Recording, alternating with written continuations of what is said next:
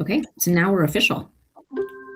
All right, the time is now 5:17 p.m. Eastern Standard Time, and I call to order this meeting for DC Prep Charter School on February 3rd, 2026. Welcome to our board meeting. My name is Patrick. I'm the board chair. Our board members today are Chevy Cleves, Dan, Emily, John Bradley, Steptoe, Tamika Hunt. Have I missed anybody? I'm just going in the. I don't think I missed anybody. I'm just going down the folk here.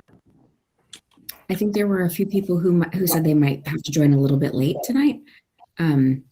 So we may have a few more who are joining us, but does that get us to a quorum? I think we count 1, 2, 3, 4, 5, 7. Yeah, we've got a quorum. Got that.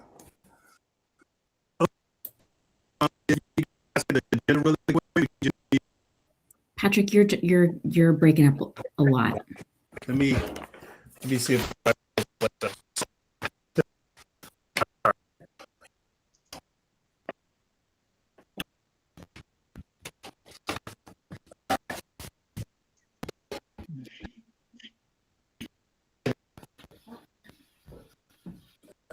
is this better or worse? I think it might be better. I think better. Okay. We will try this. Motion to, if you guys will look at the agenda for today's meeting. It's going out again. As soon as you sat down, Patrick, when you were standing, it was better. I don't know if you want to stand the rest of the meeting. Or... All right, let me see. Or you want to try calling in from your phone, like a separate line? Or sometimes it's worked for us if maybe you turn off the video and just use the voice. Okay, let me try that. Okay, is that better? That sounded good. Okay. All right. So could get a motion to approve our agenda for today's meeting, if you guys have looked at it yet. I motion to approve. Can I get a second? Yep, Right. second. Thanks. Okay, we'll do a quick aye for me. Chevy. Aye. Dan. Yep. Yes. Emily. Yes. Hadley. Yes. Yes. Dan. Yes. To me. Yes. Okay, the motion is carried. The agenda is approved. All right, so our first item today is we're going to just review and approve November minutes. So if you guys could take a quick look at those if you haven't already, I'll give you about 2 minutes.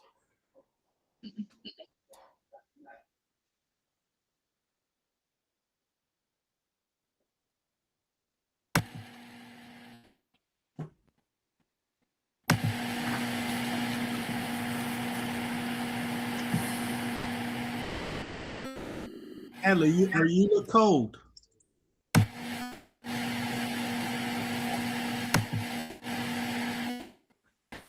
Oh, we can't hear you. I just got home, which is why I was late. So Oh. I will take off my coat at some point. Need any more time to review the minutes?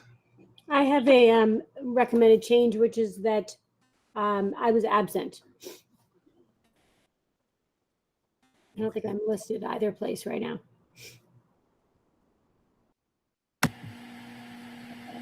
Thanks, Emily.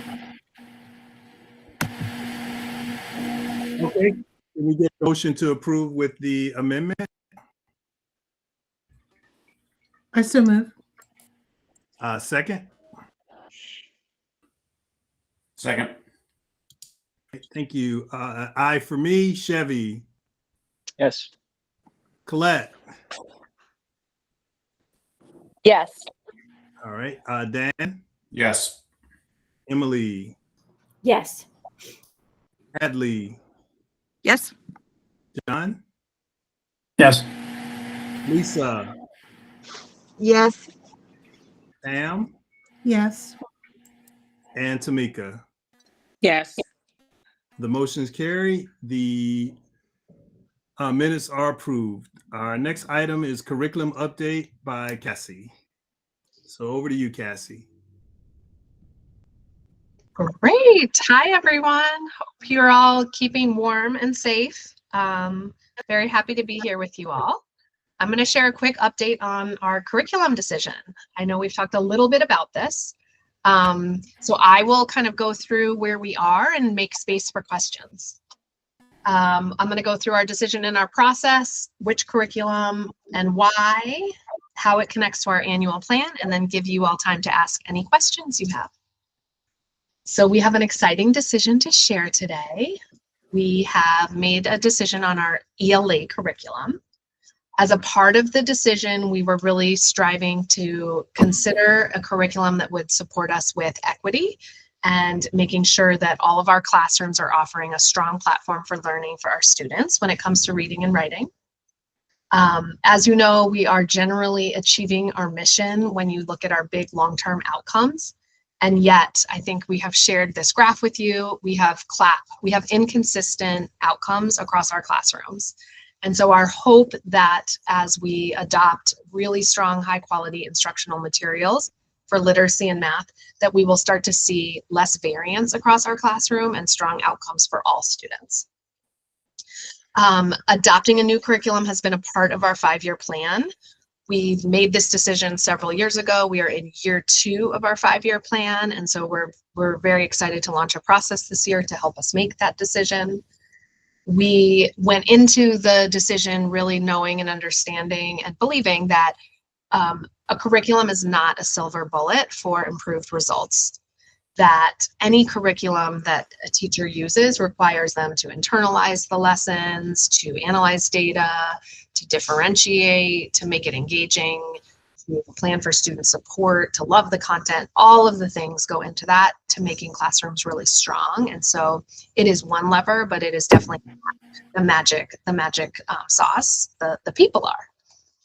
At DC Prep, we have a long history of adjusting our curriculum. We always are thinking about teacher feedback, teacher needs, student data, and research and best practice.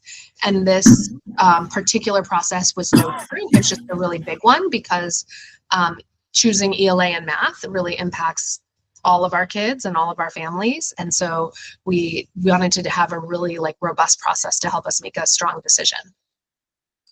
We were looking for an ELA curriculum that would be more cohesive and rooted in the science of reading, which is long-held research that has become a lot more common and popular across the country.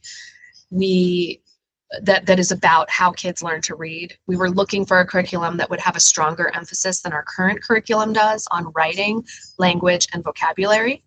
And we wanted to make sure that we were looking for something that would allow our teachers to spend their time thinking about how to make it come to life in their classrooms rather than having to create things.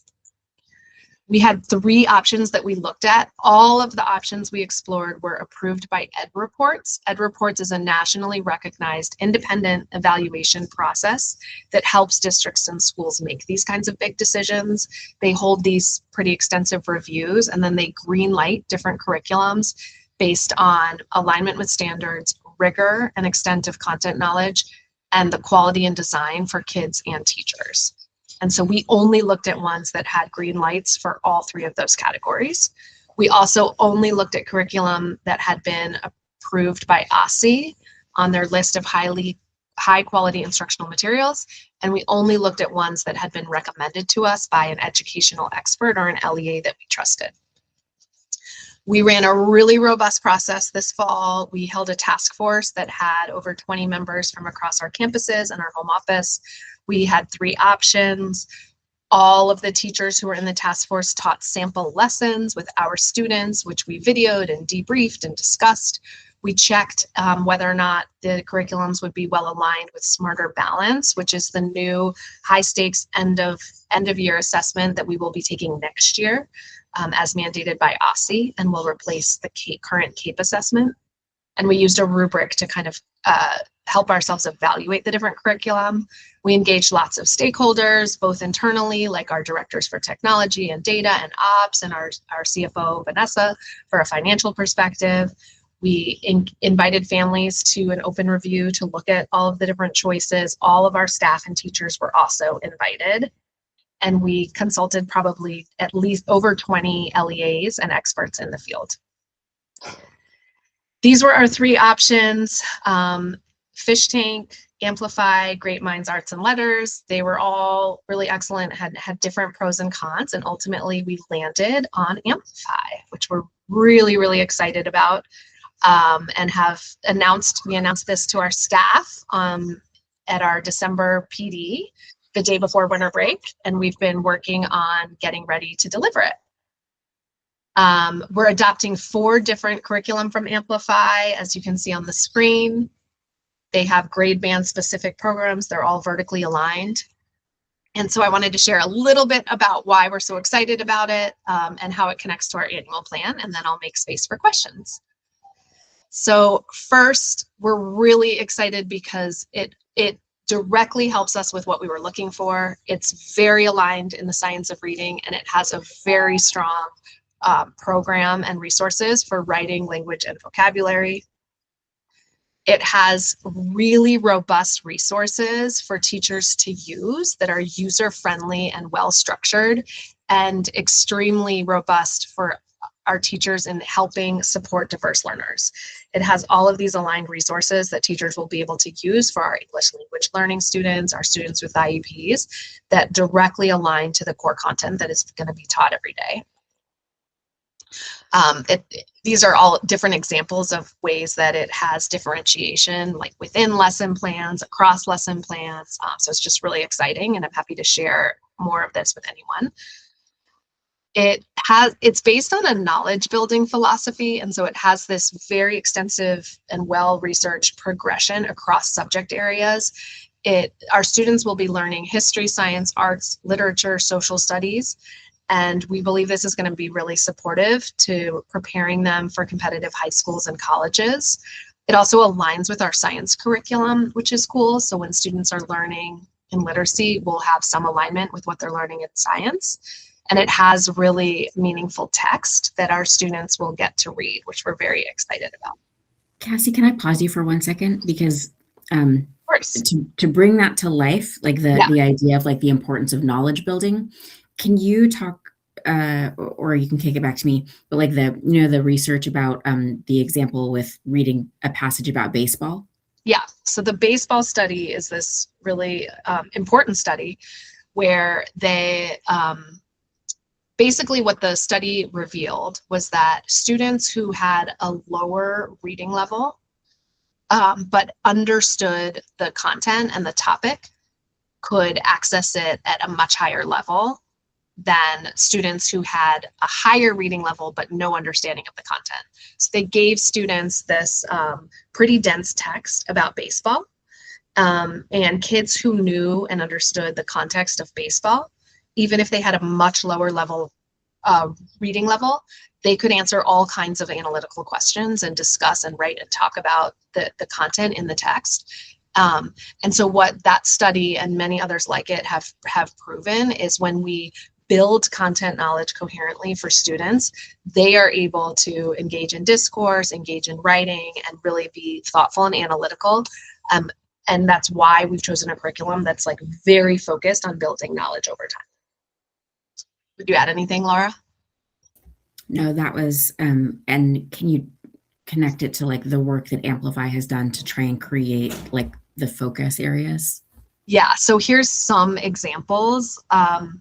This is super hard to see, but what you can kind of see if you cross the lines is they've taken like history and science and the arts and literary and they have made the bridge across grades so that if kids are learning about how to take care of Earth in kindergarten, Then in first grade, they'll learn the history of the earth. In second grade, cycles in nature. In third grade, ecology. In fourth grade, geology. In fifth grade, chemical matter. And so across these different content areas, the domains build over time, and they're the leading and most forefront researchers and curriculum designers in the country in terms of being super thoughtful about how they've designed the content. And in a part of our process, we actually have visited several schools who are in early stages of implementation, and the content knowledge that kids are building and engaged in is really, really exciting. Sorry, first grade interruption. So I think I have a couple, that was one of the examples, but you can see that across domains. It's really thoughtfully researched and selected. Oh, sorry, one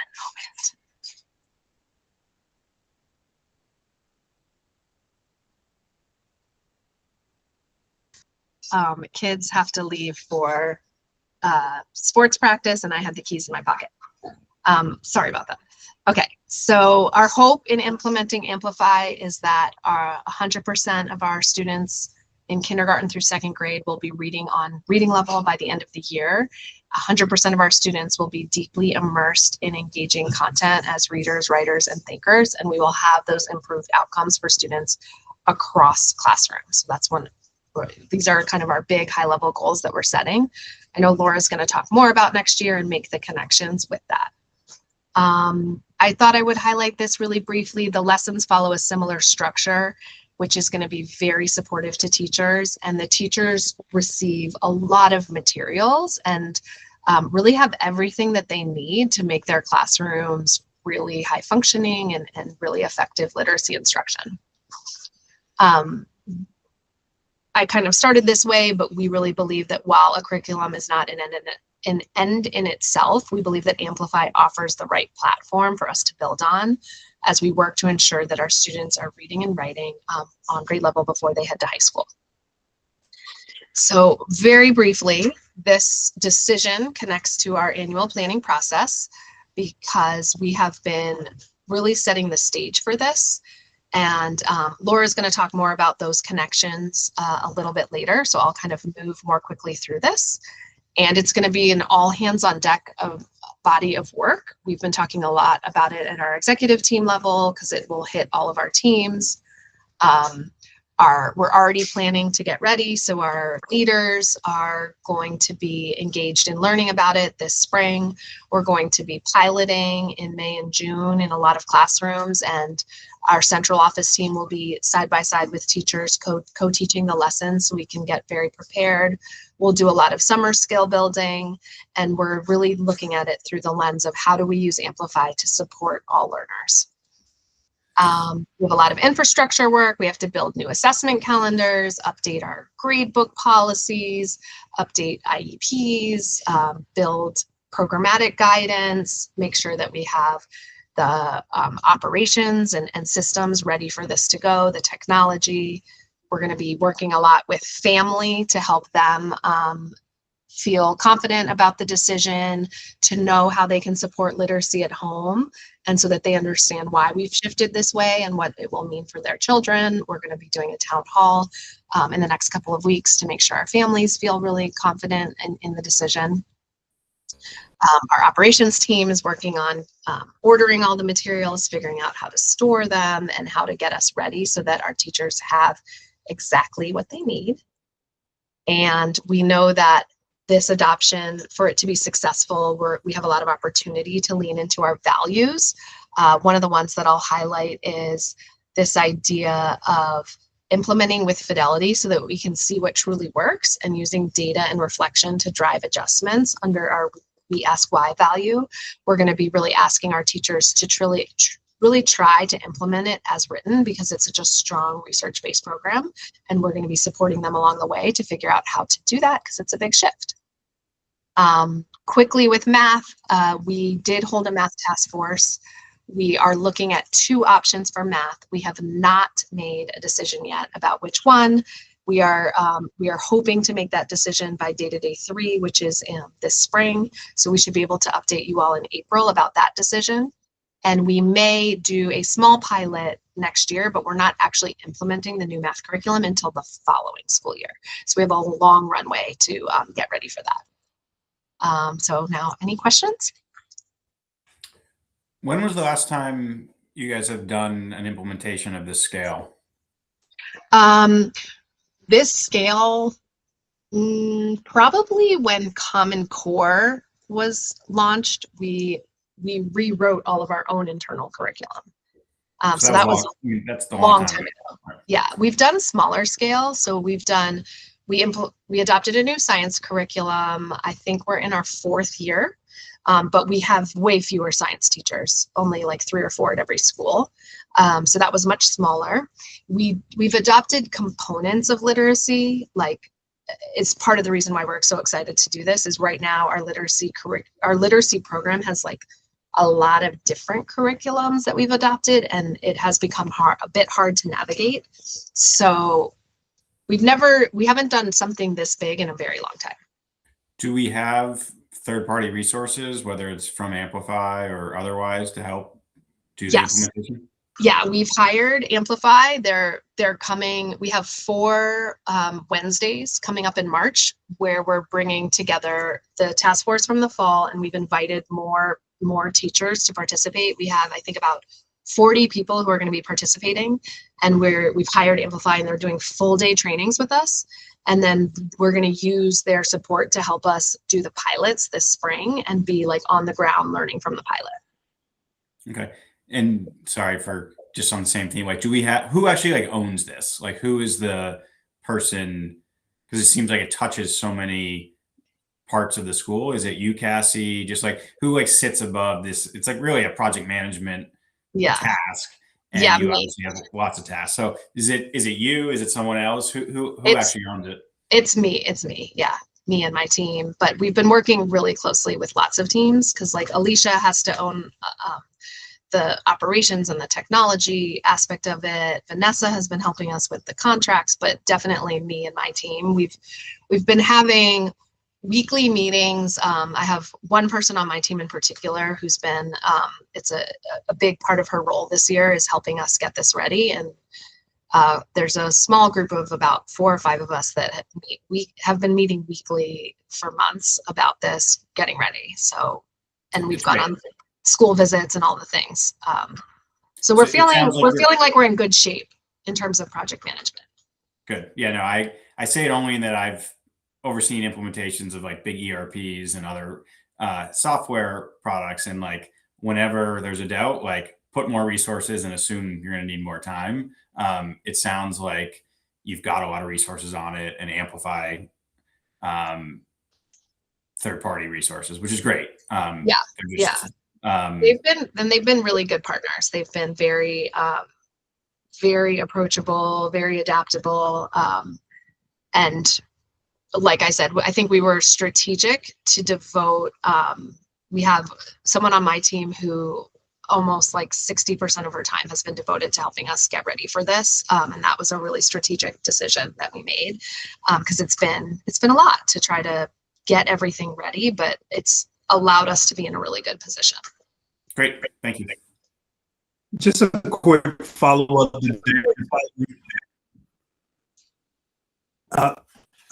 Just a quick follow-up, Cassie, real quick. We talked about the support, but it seems like the Amplify support, will we have it in the fall also? Or is it just in the spring and the summer? Yeah, that's a great question. So we've already contracted with them for this spring. We're also in the midst of contracting with them for June. We want to do early bird training. So we're actually going to stipend teachers who haven't. We'll have 40 teachers who will have been in the winter training and in the pilot. In June, when school lets out, we're going to do early bird training, and we're going to offer stipends for any other teachers who want to participate in the training early, so that people over the summer can have be starting to think about their first few units. And every returning teacher will get like logins so that they can start to look at things over the summer and have all the text that they need. And then in August, we'll do a bunch of training because we have our 2-week August orientation. We'll use parts of summer school. We'll practice teaching some lessons in summer school in July so we can make sure we're ready. And then we have earmarked a nice chunk of money to help us re-engage Amplify next year, assuming we really like them and think that they're good. And we've applied for a grant through OSSI that also would help us have even more funds to use towards development, because OSSI is very highly engaged in wanting schools to have high quality instructional materials for literacy. And will this have its own like set of analysis to determine how kids are doing, or will we still use like ANET and things like that? Another great question. We're going to keep almost all of our like big benchmark assessments will stay the same. So we will continue to use ANET, and ANET actually has a scope and sequence aligned to Amplify, which is very cool. So some of these big curriculum providers, ANET now has scope and sequences for them. We will keep DIBELS, which is the one that we do 3 times a year that gives us our student reading levels. We will keep NWEA, which is the one that we give it K-8, but it's really important in kinder, first and second. So we will keep those sort of like big benchmark assessments. What will be new will be the end of the unit assessments that the kids take in class that usually go into their grade book and their report cards, and the sort of daily exit tickets, daily classwork, all of that will be new. So it's more the stuff that will impact kind of student grades, family communication, more of the regular progress monitoring will be new because it'll be coming from Amplify. Awesome, thank you.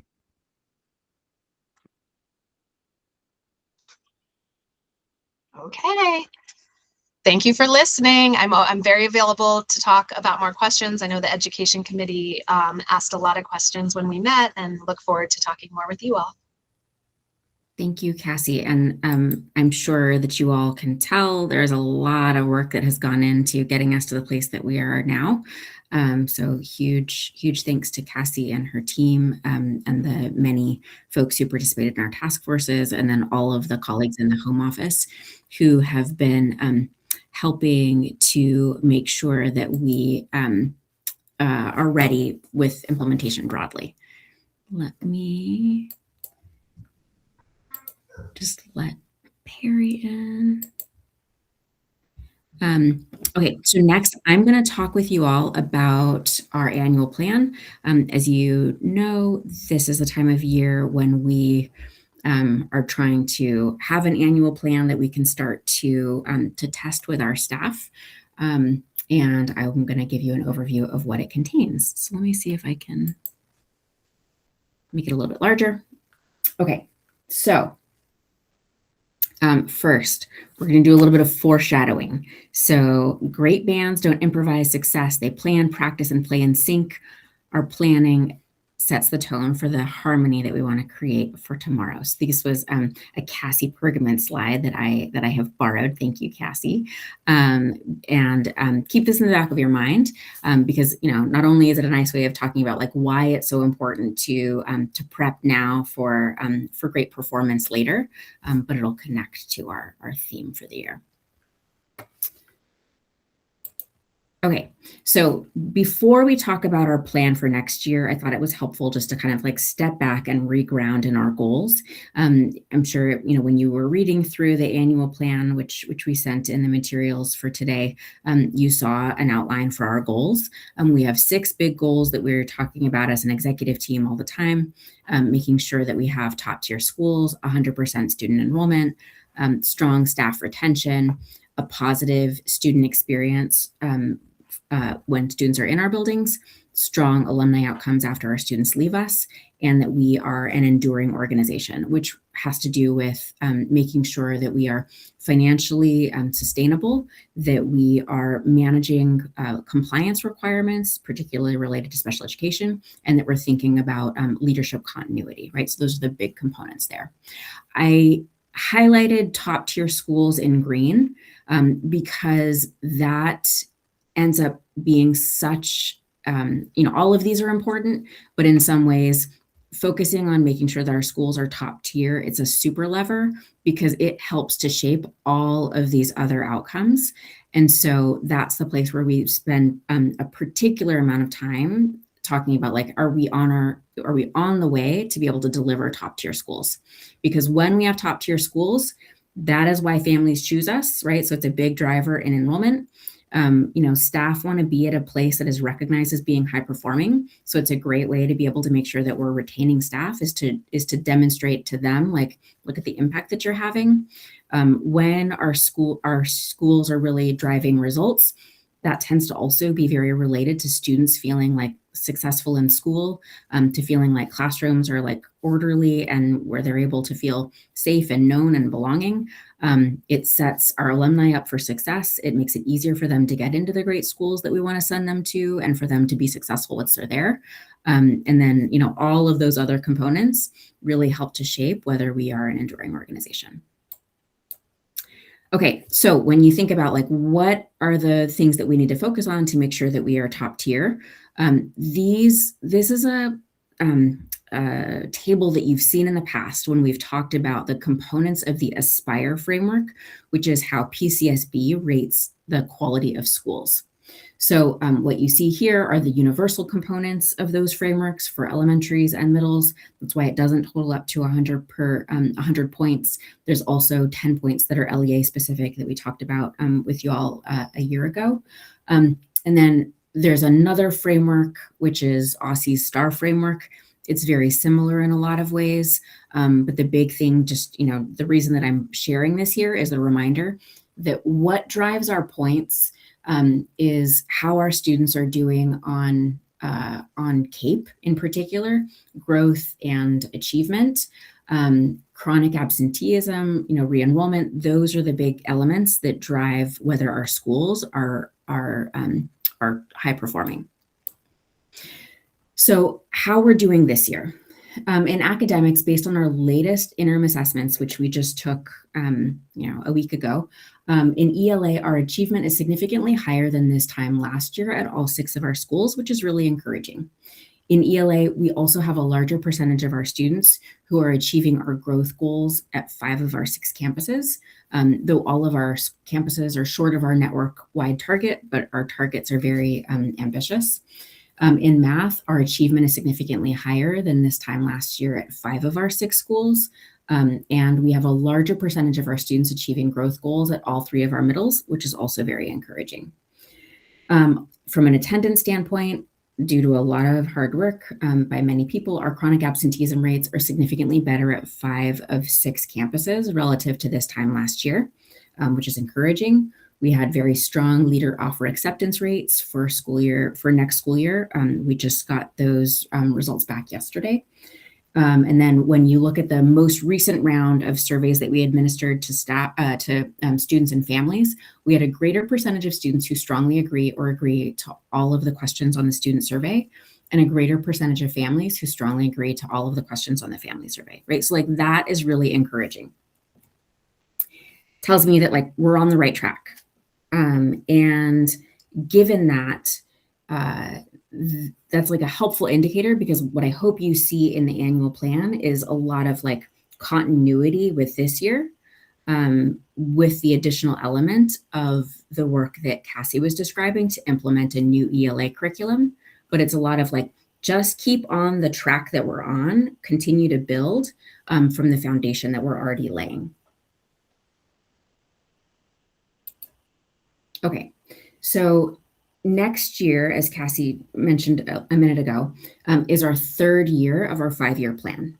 And so year 1 was really around stabilizing student culture, making sure that we had consistent practices to support students. In year 2, that's this year, our focus is really around investing in our campus leaders and getting even more support to our schools.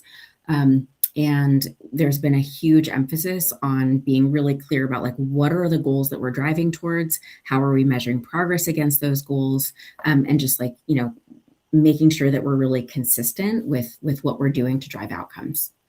So as we think about next year, given that the progress that we're seeing so far, it's a lot of like consistency with this year, but building by adding in a new ELA curriculum. As a reminder, how we plan at DC Prep is it's very methodical. So we start with our 5-year plan. The 5-year plan is very much, when we built it, it was very rooted in listening to families about what was most important. What our families told us was they care about, they choose DC Prep because they believe that we will get their kids ready for great high schools. So academic outcomes matter a lot. They also want to make sure that we are focused on keeping their children safe, and that kids are having like a joyful, horizon broadening experience when they're at school every day. And that has a lot to do with the relationship that their child and the family have with teachers. And then they also care that we are providing horizon broadening experiences, which has also been something that we've talked about over time. So that's kind of the 5-year plan. But I would say the overarching thing that we heard was like, you got to deliver academic outcomes because that's why we choose DC Prep. When we get ready for annual planning, we're thinking about how to get a little bit closer to our 5-year goals. And we really start with, paying attention to like, what are we seeing from quarter to quarter in our data about how things are going? And we think about both the quantitative aspects of our progress, but also the qualitative input that we're getting from our teachers, our families, and our students. We have task forces to try and shape our bigger long-term decisions. That was a lot of what Cassie was describing when we said, we know we want to implement a new ELA curriculum. We engaged a task force so that way we would really be able to get really thoughtful input from our community about that decision.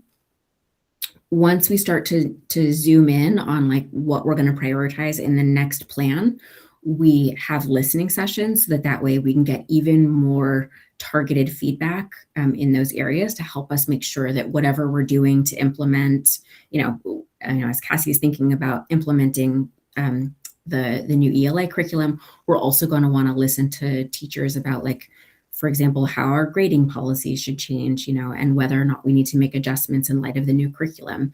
There's things that follow on from those decisions where we are trying really hard to listen to and be responsive to our staff to make sure that it reflects their concerns. We also are sharing all of this with our staff at Data Days. So Data Day is we have one day every quarter where we don't have school. We have our staff come together to look at the data from the last quarter. That's student outcomes, family survey, student survey, staff survey data. And we try to review a plan to make our data stronger in the quarter ahead. Beginning at Data Day 2, which is the one that will be coming up at the end of this week, we really start to test the plan for the coming year, because our goal is to be able to finalize our annual plan in advance of issuing offer letters to teachers, so that way teachers have a lot of clarity around, like, okay, if I'm signing on for school year 26-27, I know what DC Prep is prioritizing and not prioritizing, and so I know what to expect for myself.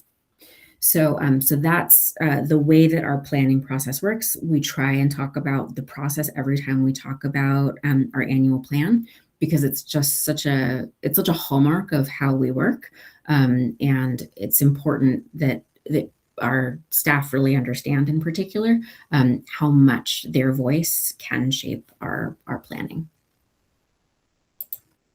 Okay, so what drives next year's plan? As we thought about our plan for next year, we thought about like all the things that are working right now and what it tells us about when our schools are most successful. So we see that we make great progress when we are really aligned on what we need to do every day. When we're clear on our goals and our systems, our expectations, and our practices all work together to drive us towards that shared goal.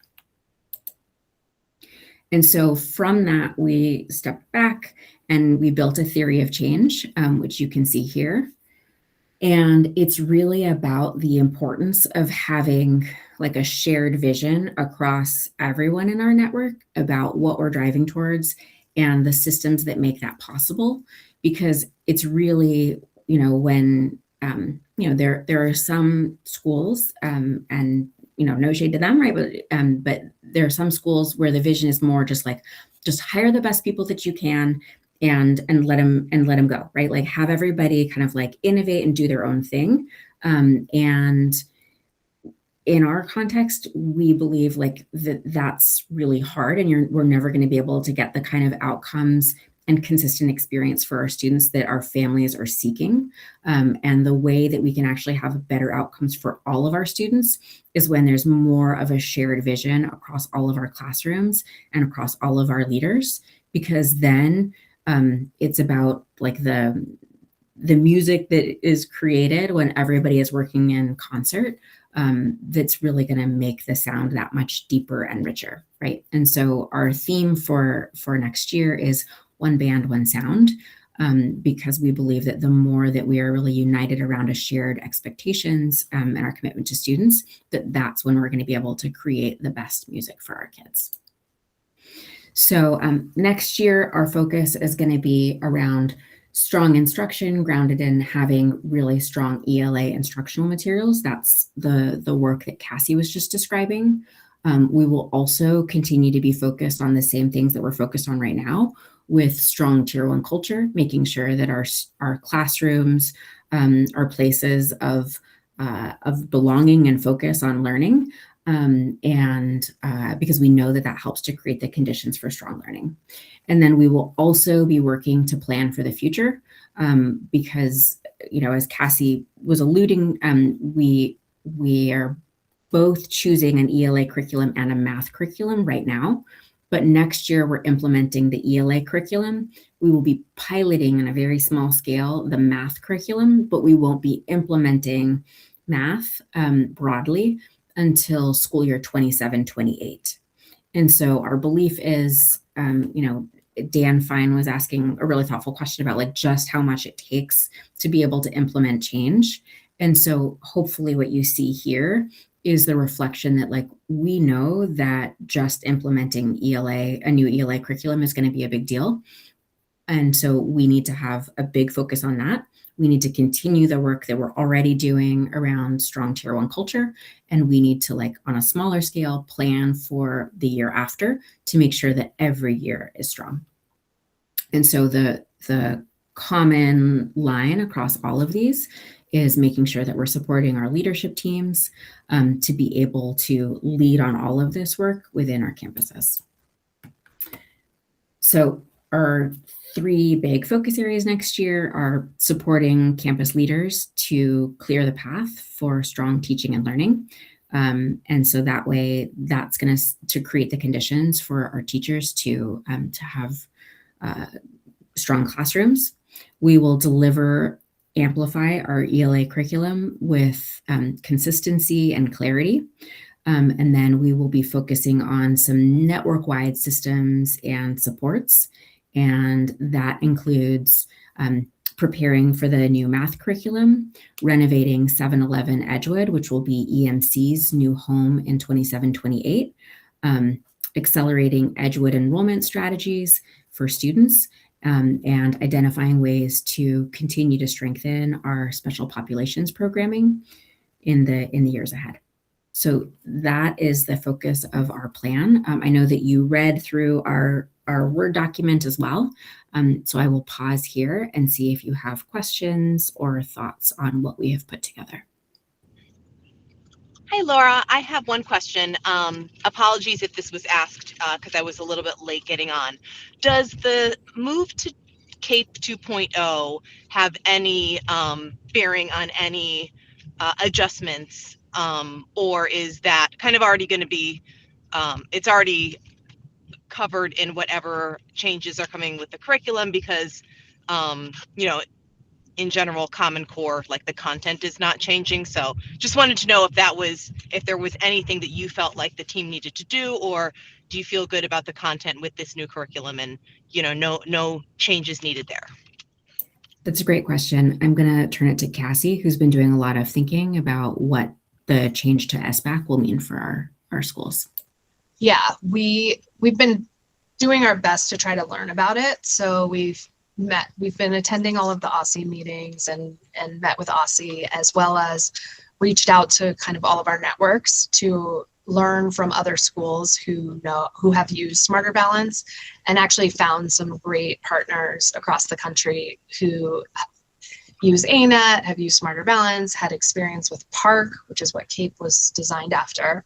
And I think ultimately there will be technical changes. The platform is actually the same. So from the kids' perspective, it'll be mostly similar. Some of the like drag and drop style options are different. So we'll need to teach kids some of that.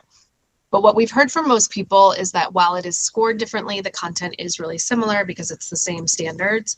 And so we will be updating our test prep units and like how we approach test preps to make sure that we're helping our kids. We think that it will not require a significant shift in our instruction or our program because it's also aligned to the standards, and that has been validated in our conversations with people who have experienced it. So I'm sure we'll learn a lot, but that's kind of our current thinking. Super helpful. Thanks. Hey, Laura, this is Chevy. I had a different focus here. I really like the unifying, I guess, vision there, one band, one sound, reminiscent of Drumline for me at least. But I like what you did there, what your team did there. And one of the points I wanted to focus on is what generally happens, at least in my observation, is when you're trying to move forward, the corporate knowledge transfer can drop because there's not great communication, not here.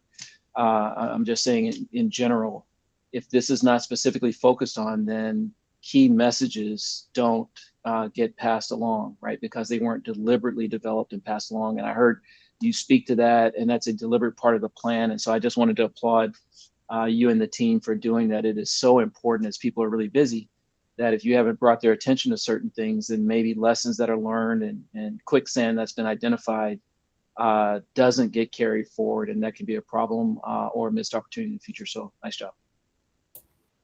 Thank you. And I definitely agree that helping people to understand what's important and like what we believe about things and why we're pushing on certain elements is really important.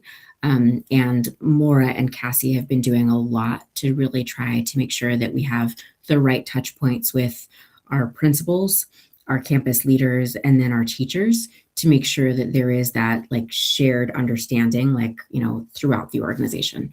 So we've got work to do, but that is definitely something that we agree with and are very focused on. Hi, Laura, just a comment. Just a thought I had. Obviously, there's a lot of changes that are going on and a lot of moving parts. There's a lot of literature out there on, how to implement successful, big changes in organizations. I've looked at some like years ago. I don't know what the current literature is, but one of the things we used to talk about was the Kotter and the 8 steps and things like that. And even when I look at some of the things that you guys are doing, I was like, okay, it looks like you guys are hitting a lot of those things. But just a thought that with so much change, maybe look at some of the literature on how to, just different thoughts on making sure that it's implemented effectively, because it seems like there's just going to be a lot over the next year or 2 years and stuff. So, and I think you guys are hitting some of those things, like, hey, there's a sense of urgency. This is why we got to do it. We got to communicate.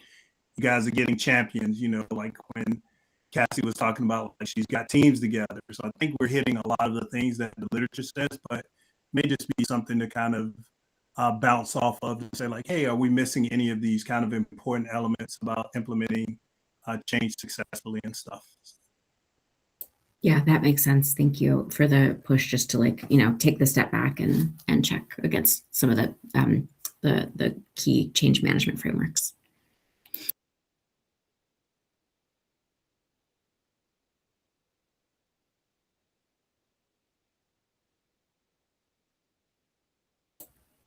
Okay, well, you will hear a lot more about our plan as we move forward. If any of you have questions offline, let me know. I'd be happy to talk further. But I will turn it to Vanessa. Great. Hi, everyone. Can you hear me okay? Good. Okay. I don't have slides for you, but this will be briefer. Brief update, and at the end, I'm going to ask for a motion. But we are really excited that the renovation of the EMC's new home is full steam ahead. So as a reminder, when we decided to pursue a renovation of EMC to help make sure that our students and staff had a building that could better meet their programmatic needs, we were looking at several scenarios, which included even working with the existing building. We ultimately landed on purchasing and renovating 711 Edgewood, which is the building that is directly across the street from the current EMC. In making that decision, we, of course, were using some initial numbers around the cost and financing to make sure that we knew what the long-term cost would be. And we feel confident that we can do this work at a cost that's going to be affordable to our network and in line with our commitment to be an enduring organization, as Laura mentioned before. So given that plan, here is a quick recap of where we have been and where we're going. So we finished the purchase of 711 Edgewood in September. We conducted an RFP process to select the design builder for the renovation. We selected Plano Cowden as a general contractor and are working with Studios 27 as our architect. And Jarrah Lynch is going to continue to serve as our owner's rep, which is great since we have lots of experience working with them on big projects. We are deep into the design phase. We plan to start demolition in the spring and construction in the summer. Construction will go on all through next school year, and the plan is for staff to start to move into the new building in July 2027 and to welcome students for the 2027-28 school year. And as you know, Dan has wrapped up his time as a full-time staff member at DC Prep, but we're really excited that he is going to continue working with us as a contractor to oversee this project. So that's just a quick reminder of the project itself. So moving to financing, we have had several conversations about this in more detail with the Finance and Real Estate Committee. To fund the rest of the renovation, we are going to do a new round of financing this spring. We have published an RFP for lenders. Proposals are due at the end of this week, and we are expecting to receive proposals from our two current lenders, Eagle Bank and Pinnacle, and potentially others as well. I am requesting a motion for the board of directors to authorize the Finance and Real Estate Committee to review those proposals and select the lender for this round of financing. So that's the request for the motion. If approved, the next steps are that the committee will meet later this month to review those proposals and select the lender. From there, we would negotiate the final terms of the loan, and we will come back to the board for authorization to close on the financing later in the spring, once we get closer to that part.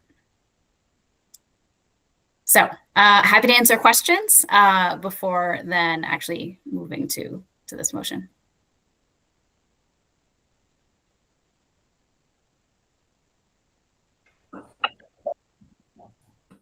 Okay, if there aren't any questions, I will make a motion for the Real Estate and Finance Committee to review proposals from banks for our renovations to 107 Edgewood and select a lender. Do I have a second? Second. Okay, Patrick is yes. Ahmad, Yes.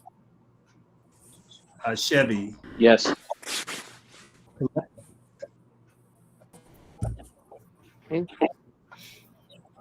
Dan, Yes. Emily, Yes. Hadley, Yes. John, Yes. Lisa, Yes. Pam, Yes. Rashida, Yes. and Tamika. Yes. The motion is carried and it is approved. So the Real Estate and Finance Committee can review proposals and select a bank. Great. Thank you all. This is very exciting to me because I can't even tell you how incredible it's going to be able to have our students at EMC and our staff be able to walk into a beautifully renovated building. It's going to be really amazing. That was like the only thing I could think about after I got over my excitement and awe at the Anacostia renovation. Was like, gosh, we got to give this to our Edgewood kids. So thank you. Okay, that is it for the bulk of our top. No, sorry, I'm wrong. I'm going to turn it over to Emily to talk about governance. Yes, hi. We on the governance committee have been seeking a third parent board member to bring us back to 15 board members, and also make sure that we have 3 parent representatives, 1 from each campus, which we always want.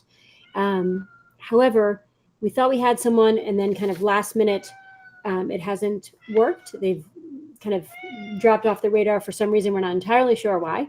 So we're hoping that we'll be able to reconnect with them. But in the interim, we don't want to go too long with 14 board members because we are legally obligated to have an odd number at all times. So as the governance committee chair, I am willing to take one for the team. And I'm going to resign from the board so that we're back to 13 members. Hopefully this will be somewhat temporary until we are able to bring me back on with a new parent board member. While I am resigned from the board, I'm still planning to come and attend the board meetings as an observer and not vote, but just stay updated as to what's happening. So I guess we need I don't think, does anyone need to accept my resignation? It's really an FYI. Yeah. Thank you, Emily. I'm very grateful for your flexibility. And board, you have my strong commitment to make sure that we're continuing to surface names for a wonderful Benning parent to join the board that the governance committee will vet and make decisions about.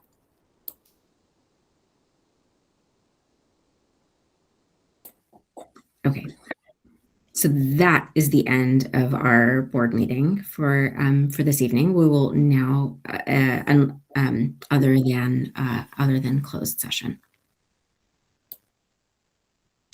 Okay, thanks. Let me read this. The next agenda item is for us to enter the executive session to discuss personnel matters, including the apportionment, employment, assignment, promotion, performance, evaluation, compensation, discipline, demotion, removal, or resignation of government appointees, employees, or officials pursuant to DC Official Code Section 2-575B10, and to consult with an attorney to obtain legal advice and preserve the attorney-client privilege between an attorney and a public body pursuant to DC Official Code Section 2-57B for Alpha. May I have a motion to enter into executive session? So moved. In a second. Second. Okay, let me call the roll. Yes for Patrick. Ahmad. Yes. Chevy. Yes. Colette. Yes. Dan. Yes. Emily, are you still on or not? I don't know. I guess I'm out. I don't need to vote anymore. Hadley. Yes. John. Yes. Elisa. Yes. Pam. Yes. Rashida. Yes. And Tamika. Yes. Okay, we are now in the closed executive session. Laura, I will hand it over to you.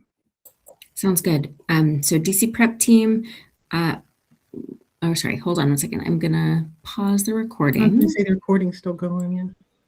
Yep.